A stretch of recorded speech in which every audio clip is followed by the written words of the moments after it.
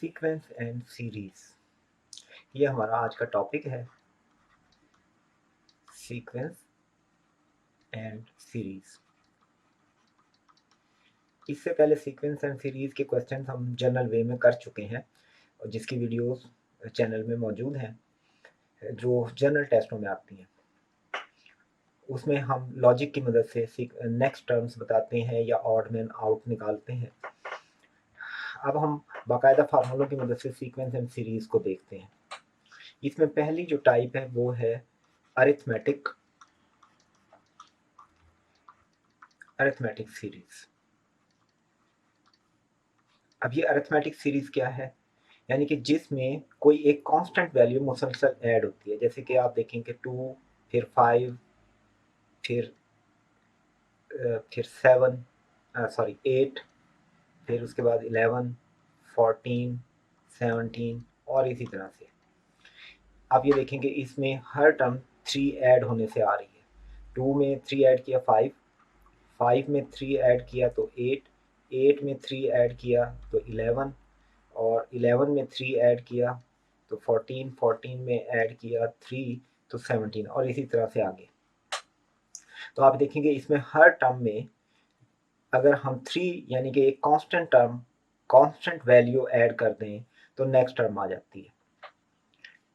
तो ये एक अरिथमेटिक सीरीज है क्योंकि इसमें एक कांस्टेंट टर्म प्लस हो रही है, ऐड होती है हर टर्म में और नेक्स्ट टर्म हमारे पास आ जाती है।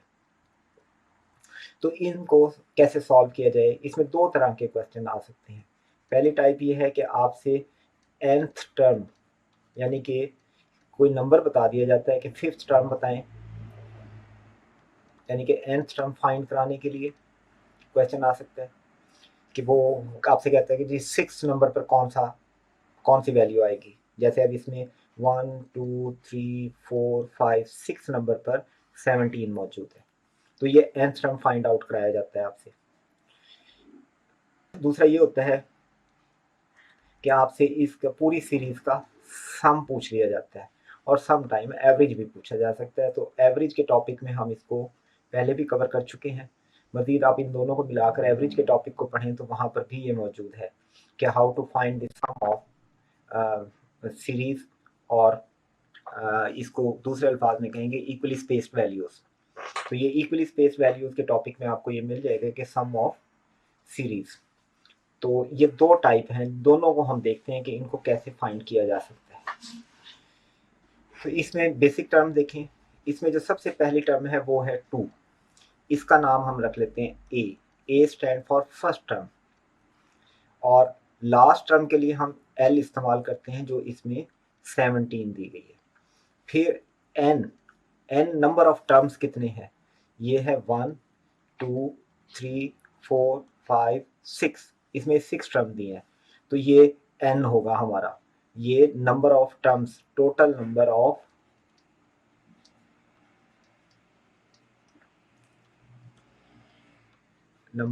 टर्म्स जो सीरीज में दी गई है, ये इसकी बेसिक होगी।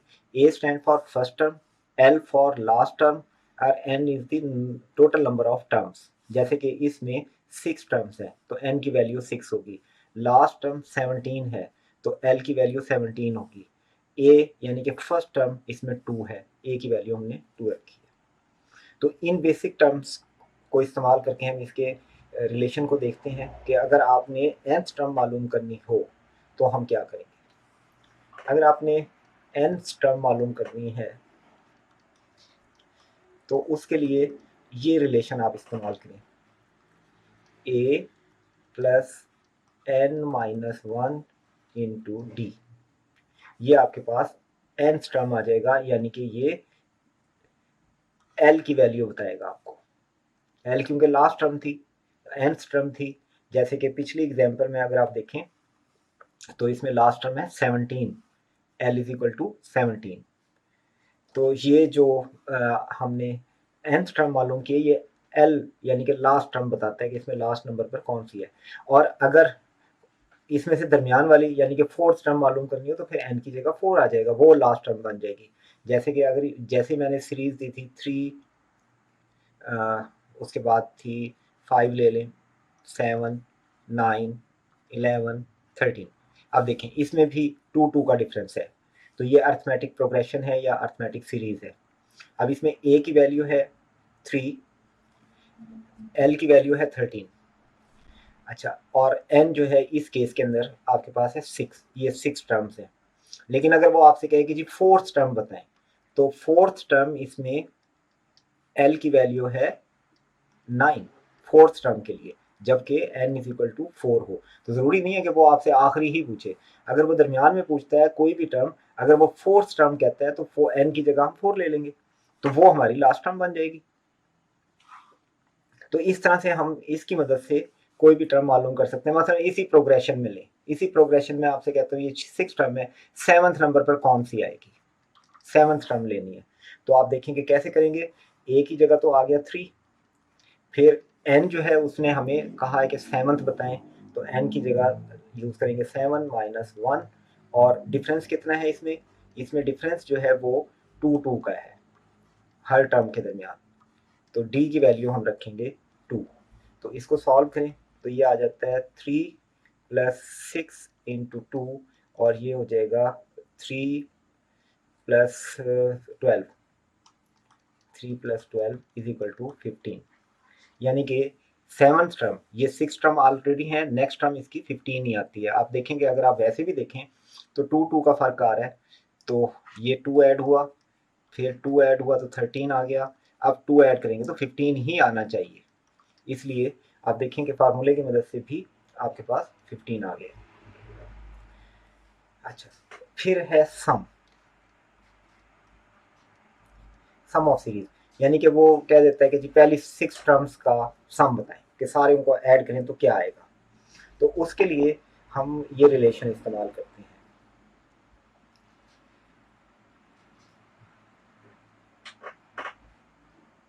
n/2 इंटू ए प्लस एल, यानी कि लास्ट टर्म। ये उस केस में है व्हेन एल इज गिवन, यानी कि लास्ट टर्म बताई हुई हो तो हम ये फार्मूला इस्तेमाल करते हैं। मसलन इसी सीरीज को मैं दोबारा लिखता हूँ, 3, 5, 7, 9, 11, 13 और 15, और आपको बताया गया है कि लास्ट टर्म जो है वो 15 है और फर्स्ट टर्म जाहिर है कि ए है। तो अब इस केस में एन की वैल्यू देखें, 1, 2, 3, 4, 5, 6, 7, एन जो है 7 है, तो इसका जो सम होगा वो 7/2, 3 प्लस एल की वैल्यू 15, ये आ जाएगा 7/2 इंटू 18 इज इक्वल टू 63।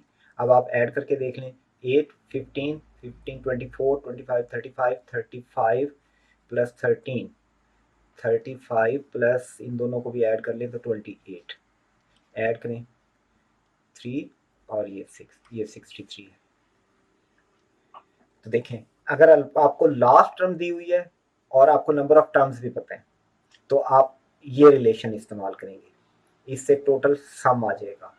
अब अगर वो फर्क करें, वो ये कहता है कि जी यहाँ 3 से लेकर 15 तक की ये सीरीज है, इसकी एवरेज बताएं। तो एवरेज बताने के लिए हमें क्या चीज चाहिए, सम ओवर एन। तो इस सम इसका 63 है और एन इसका है 7, तो इसको 7 से डिवाइड करते हैं तो इसकी जो एवरेज है वो भी 9 आ जाएगी, और ये 9 ही बनती है क्योंकि ये मिड में आ रहा है इसकी वैल्यू। तो ये बात होगी कब, जब आपको एन मालूम है, number of terms, first term और लास्ट टर्म आपको दी गई है। लेकिन अगर आपको लास्ट टर्म ना दी जाए लेकिन एन आपको बता दिया जाए, यानी कि अब सम हम ले रहे हैं n/2, 2a plus n-1 into D.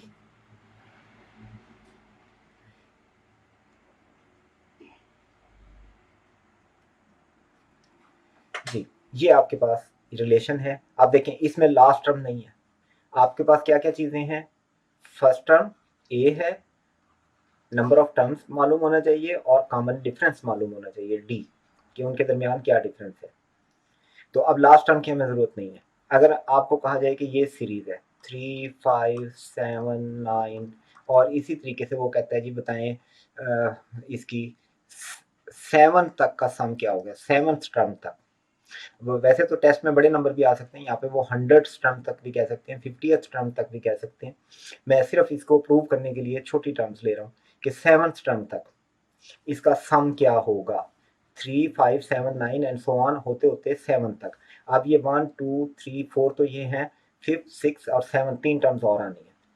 तो अब हमें क्या क्या मिला हुआ है, ए हमें पता है कि 3 है, एन आप देखें इसमें 7 है जो उसने दिया है कि 7th टर्म बताएं, और डी इसमें दोनों का डिफरेंस कितना है 2, इसमें भी 2 तो कॉमन ही होता है, सबके अंदर सेम डिफरेंस होगा तो ये अरिथमेटिक सीरीज बनेगी, इसलिए डी आपके पास आ गया 2।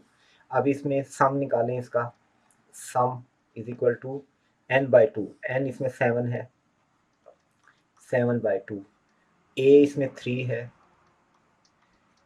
n इसमें 7 है और d इसमें 2 है। तो अब इसको सॉल्व कर लें।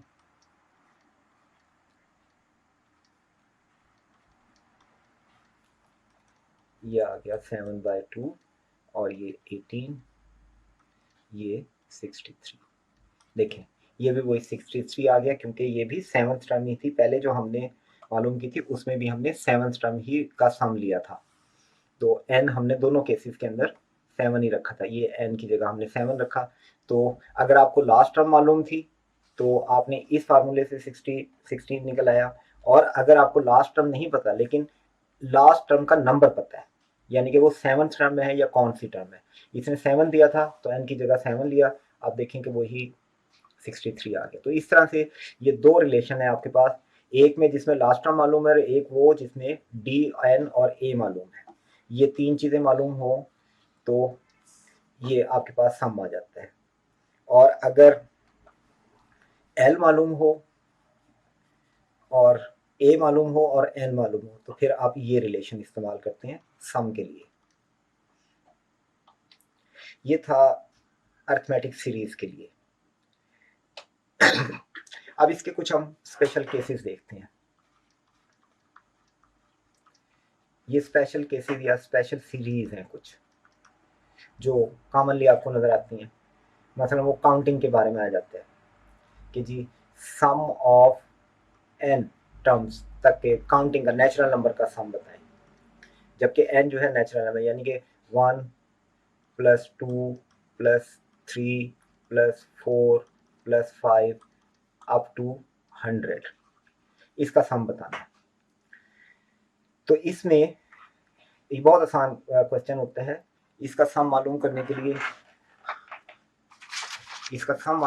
लिए हम इसको बड़ा इजीली सॉल्व कर सकते हैं। इसमें देखें कि हमें फर्स्ट टर्म पता है, लास्ट टर्म नहीं पता, ये 100th टर्म भी हो सकती है या फिर वो 100 वैल्यू भी दे सकता है। अगर वो 100th टर्म कह देता है तब भी 100 होगा, और अगर वो लास्ट वैल्यू देता है तब भी हमें पता होगा इसका, क्योंकि ये 1 से लेकर n तक है। तो 100 टर्म भी ले सकते हैं या फिर वो वैल्यू कह देता है कि जी 1 से लेकर 100 तक की काउंटिंग का सम बताएं। तो इसमें a तो आपके पास आ जाता है 1, n इसमें आ जाता है 100 और d इसमें आता है 1। लेकिन हमें उस फार्मूले की तरफ जाने की जरूरत ही नहीं है, इसको बिल्कुल सिंपल सा आप कर सकते हैं सम के लिए, n × n + 1 डिवाइडेड बाय 2। आप देखें कि इसमें n हमें पता है 100, तो 100 × 101, 100 + 1 डिवाइडेड बाय 2, और ये इक्वल होगा 50 × 101, और ये इक्वल आ जाएगा 5050 के, जो के 100 तक की काउंटिंग स्टार्टिंग फ्रॉम 1 to 100 जो टोटल काउंटिंग है ये उसका सम है। अगर आपसे कहते हैं कि 1 से लेकर 200 तक का सम बताएं, तो जाहिर है अब आप ये करेंगे,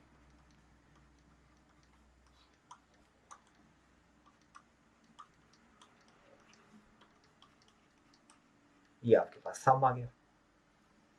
तो काउंटिंग का sum starting from 1 to n, n कोई भी नंबर दे सकता है वो, तो ये इस रिलेशन से आप मालूम कर सकते हैं, n × n + 1 divided by 2। Next case देखते हैं। Sum of odd integers, odd integers का सम। अब इसमें देखें ऑड नंबर क्या होंगे, 1 प्लस 3 प्लस 5 प्लस 7। अब देखेंगे ये सीरीज ही बन रही है एक्चुअली, क्योंकि इनमें टू टू का डिफरेंस आ रहा है। ऑड नंबर में टू का डिफरेंस होता है कंसेक्टिव नंबर्स में। तो ये कहाँ तक जाएगा, या तो अब वही केस बनता है, या तो नंबर ऑफ टर्म्स बताएगा कि जी 100th odd number, 50th odd number, या फिर वो वैल्यू बताएगा। जैसे वो कह सकता है कि जी 21 तक, 21 तक। अब ये 21, अब यहाँ पर ये नंबर ऑफ टर्म नहीं दे रहा, वैल्यू दे रहा है, यानी कि ये nth टर्म की वैल्यू बता रहा है। ये दोनों तरह से सम आ सकते हैं। अच्छा, अब इसके अंदर अगर हम इसकी नंबर ऑफ टर्म्स हमें नहीं पता, अब ये इसने दी है वैल्यू, तो हमारे पास n अभी नहीं आया। अब n कितना होगा इसमें, तो लास्ट टर्म जो है वो तो आ गई 21। अब हमें n चाहिए, क्योंकि हमारा जो रिलेशन इसके लिए है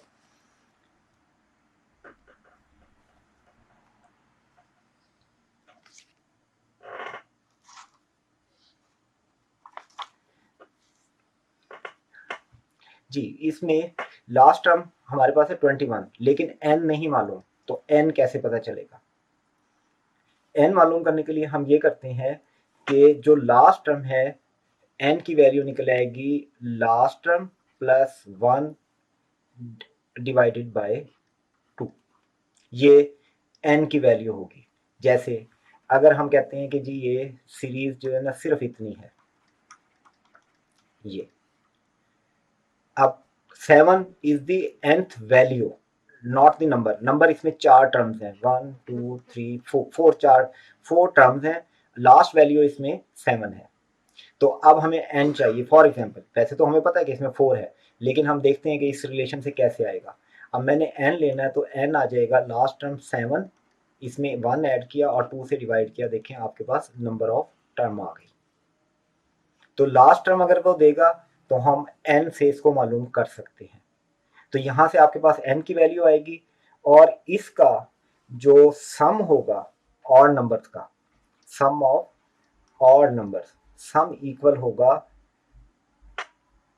last term plus 1 divided by 2 का स्केयर।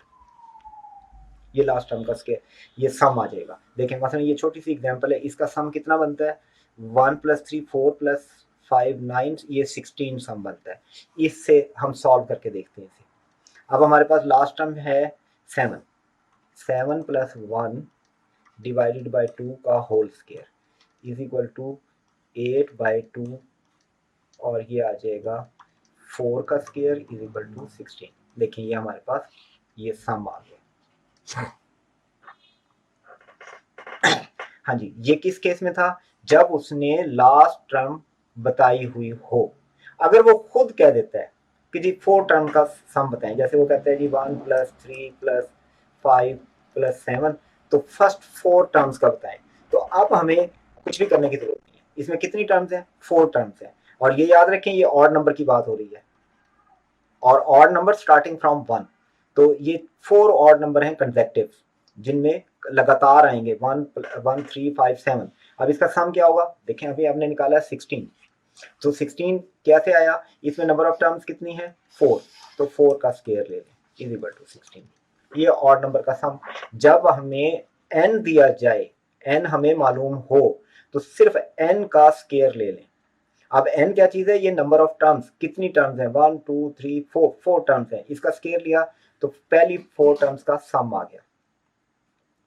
और अगर वो लास्ट वैल्यू देता है, लास्ट वैल्यू देता है, तो फिर जो लास्ट वैल्यू है उसमें आप 1 ऐड करें और 2 से डिवाइड करें, ये n आएगा, और फिर इसका हम स्क्वायर ले लेंगे, तो हमारे पास सम आ जाएगा अगर आपको लास्ट वैल्यू पता है। जैसे कि ये अगर 1 से लेकर 21 तक है, और ये 21 is the last term value, तो हम कहेंगे 21 प्लस 1 डिवाइडेड बाय 2 का होल स्क्वायर, ये आ जाएगा 11 का whole square is equal to 121।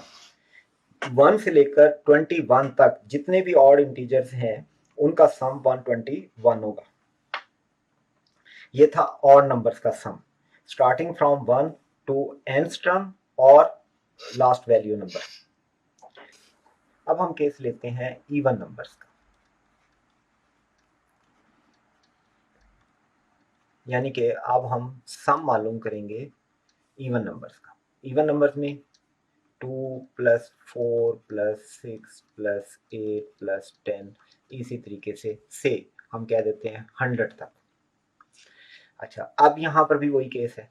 अब ये देखेंगे ये अरिथमेटिक प्रोग्रेशन बन रहा है क्योंकि ये 2 का डिफरेंस है हर नंबर में, और ये starting from 2 to last term. अब अगेन वही चीज कि लास्ट टर्म बताई गई है या नंबर ऑफ टर्म्स बताई गई, क्योंकि लास्ट टर्म अगर 100 लेते हैं तो नंबर ऑफ टर्म्स इसमें हाफ होंगी, क्योंकि ये एक एक एक गैप से टर्म्स आ रही हैं, तो इसलिए n जो है वो l/2 होगा। ये n की वैल्यू है। अगर 2 से लेकर 100 तक सबको ऐड करना है तो n एक्चुअली 50 होगा।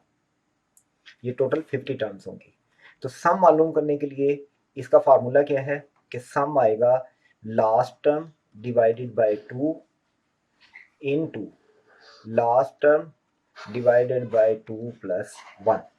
ये सम है इवन नंबर्स का starting from 2 to last term, जब लास्ट टर्म आपको दी गई है। और अगर वो n बता देता है तो सिंपल, फिर तो आप n इंटू n प्लस 1 कर देंगे, क्योंकि ये l/2 n ही तो मालूम हो रहा है इसमें। जैसे अगर हम छोटी सीरीज लेते हैं 2 प्लस 4 प्लस 6 प्लस 8, ये इसमें लास्ट टर्म जो है वो है 8 और n है l/2 जो कि हो जाएगा 8/2 इज इक्वल टू 4। तो हमने इनका सम बताना है, तो सम हमें लास्ट टर्म से करते हैं। लास्ट टर्म हमें दी गई है 8, तो ये 8/2 इंटू 8/2 प्लस 1, ये आ गया आपके पास 4 इंटू 5 इज इक्वल टू 20। आप देखेंगे 20 बनता है या नहीं। 2 प्लस 4 6, 6 प्लस 6 12, 12 प्लस 8, और ये सम इसका 20 आ रहा है। ठीक है, ये किस सूरत में था, जब हमें बताया गया है कि लास्ट टर्म 8 है।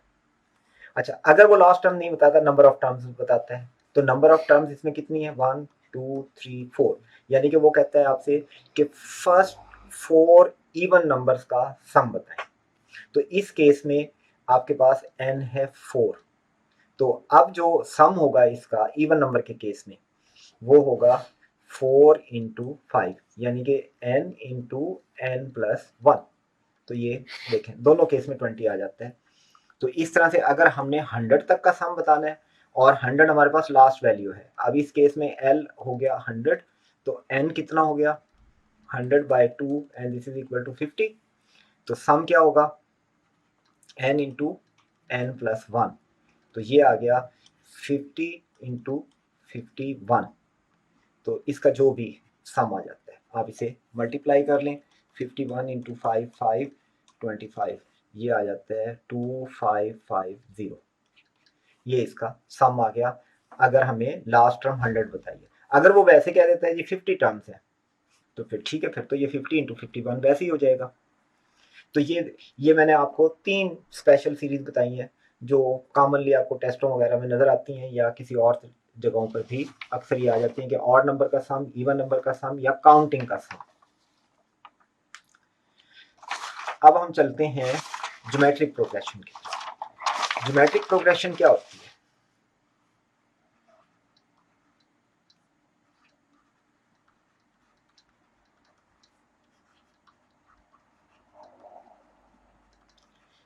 इसको जीपी भी कहते हैं।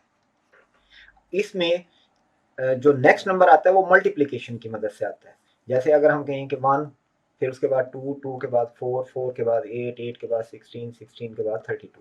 तो देखें अब इसमें कॉमन डिफरेंस नहीं होगा, कॉमन डिफरेंस नहीं है, 1 का फर्क है इन दोनों में, इसमें 2 का फर्क है, इसमें 4 का फर्क है, इसमें 8 का फर्क है, इसमें 16 का फर्क है।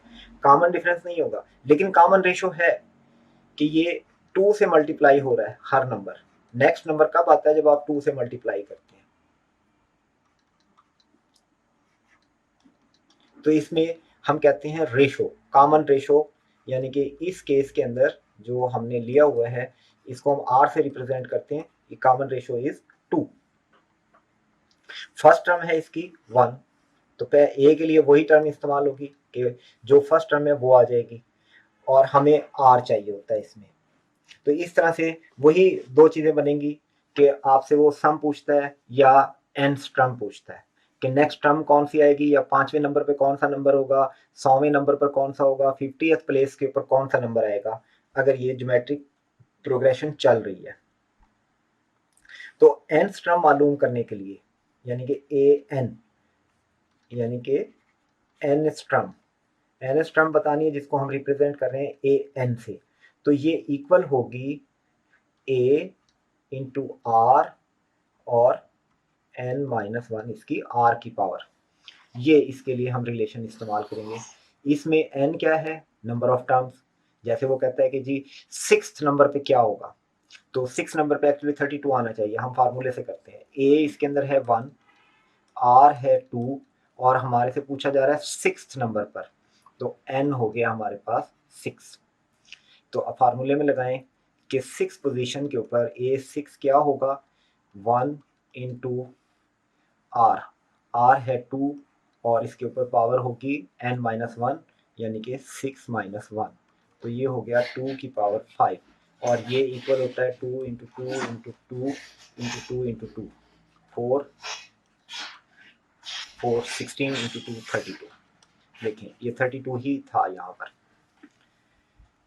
तो अगर आपको फर्स्ट टर्म मालूम है, इसकी कॉमन रेशो मालूम है, जो कि रेशो चल रही है इसमें r इक्वल टू 2, और nth टर्म यानी कि जो टर्म मालूम करनी है वो दी गई है, तो हम उसको बता सकते हैं कि 6th पोजीशन पर 7th पोजीशन पे कौन सा नंबर आएगा।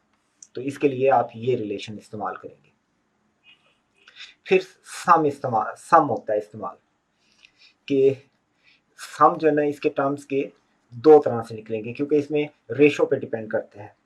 तो सम के लिए आप देखें, सम ऑफ जीपी, ज्योमेट्रिक प्रोग्रेशन, इसमें केसेस हैं। सम ऑफ n टर्म्स, जब आपको टर्म्स का नंबर बताया जाए,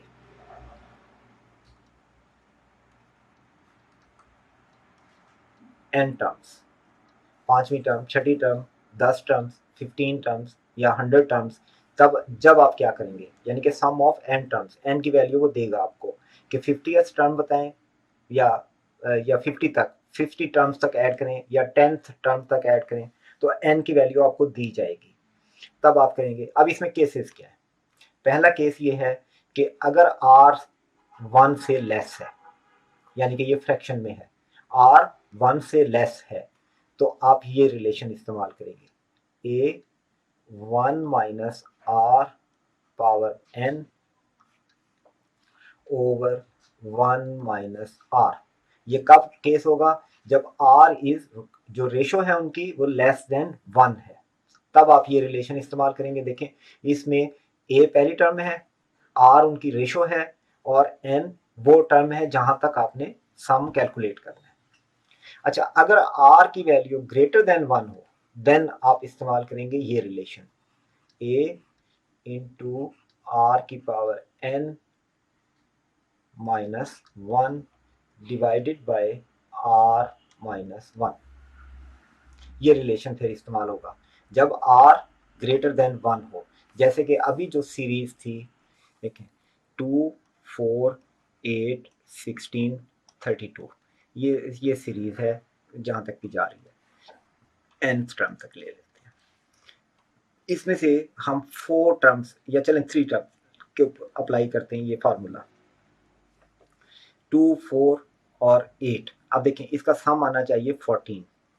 हम इस फार्मूले को इस्तेमाल करके देखते हैं कि ये किस तरह से अप्लाई होता है। अब इस केस में a है आपके पास 2, r जो है वो भी 2 है, क्योंकि 2 फैक्टर है इसमें, कॉमन रेशो है इनकी, 2 से मल्टीप्लाई होकर ये बढ़ रही हैं, और टर्म जो है इसमें n जो है वो 3 है। तो अब फार्मूला अप्लाई करें तो ये आ जाएगा a की जगह पे 2, r की जगह पर 2 की पावर n यानी कि 3 और माइनस 1 ओवर r जो है वो 2 माइनस 1, तो ये हो गया 2 into 8 minus 1 divided by 1। Is equal to 2 into 7 और ये इक्वल हो गया 14 के। आप ये देखें जो हमने मैनुअली किया था वो भी 14 था, यानी कि इस तरीके से ये आप अप्लाई कर देंगे। और आर की वैल्यू अगर लेस देन 1 होती तो तब ये रिलेशन इस्तेमाल होता। अच्छा, अब हमने मालूम किया था सम ऑफ एन टर्म्स, जब आपको एन टर्म यानी कि ये फाइनाइट होना ज़रूरी है। ये फार्मूला लगता है फाइनाइट, यानी कि जिसको आप काउंट कर सकें, ये एन की वैल्यू इन्फिनिटी नहीं होगी। लेकिन अगर एन इनफाइनाइट हो तो फिर सम कैसे निकलेगा? सम ऑफ इनफाइनाइट सीरीज, यानी कि जिसका एंड ही ना हो। जैसे कि ये सीरीज है 2, 4, 8, 16, 32, अब ये चलती जाए और वो एंड ना बताए, एंड नहीं आएगा।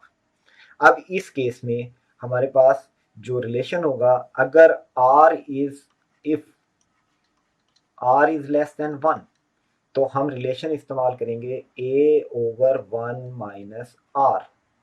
ये इनफाइनाइट सीरीज के लिए है। If r is less than 1 then a/1 minus r, ये हमारे पास इस पूरी सीरीज का इनफाइनाइट सम आ जाएगा।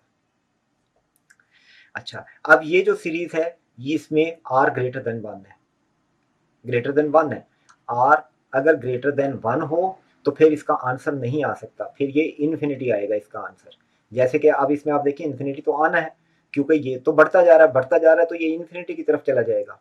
लेकिन यहाँ पर जब ये लेस देन 1 होता है तो सीरीज एक्चुअली छोटी हो रही होती है। जैसे 16 2 से डिवाइड हुई, 1/2 हम ले लेते हैं r की वैल्यू, r इज 1/2, तो हर दफा इससे मल्टीप्लाई करें 8, फिर इससे 1/2 मल्टीप्लाई करें 4, फिर 1/2 से मल्टीप्लाई करें 2, फिर 1, फिर 1/2, 1/4। देखें ये सीरीज छोटी होती जाएगी हद तक कि ये बिल्कुल जीरो के करीब आ जाएगी, इसलिए इसका सम हम कैलकुलेट कर लेते हैं।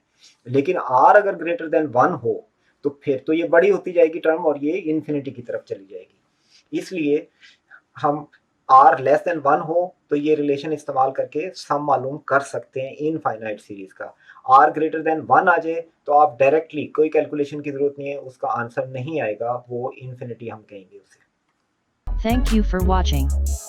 Subscribe and press bell icon for quick intimation of new videos.